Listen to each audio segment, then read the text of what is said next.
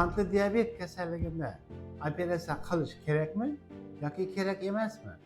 Bugungi kunda sizlarga eng ko'p murojaat qilgan bemorlardan birinchi so'raydigan savollari bu qandli diabetda operatsiya qilish kerakmi yoki yo'qmi degan savol. Hozir sizga qisqacha shu haqida tushuntirib o'taman. Qandli diabetning o'zi og'riqsiz, hech qanday shikoyatsiz kechadan kasallik bo'lib, lekin o'ta og'ir asoratlarga olib keladi.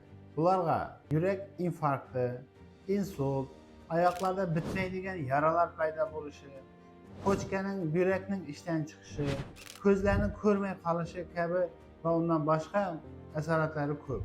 Shuning uchun bu kasallikda asoratlarning oldini olish uchun operatsiya yo'li bilan davolash eng yaxshi va samarali usul hisoblanadi.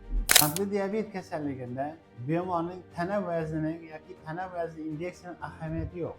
Oldinlari faqat ortiqcha vazni bor bemorlar saharni diabetda operatsiya qildiriladi degan fikrlar bor edi. Hozirgi paytda ortiqcha vazn bo'lmagan kasallardan operatsiya yo'li bilan qandli diabetni davolash mumkin.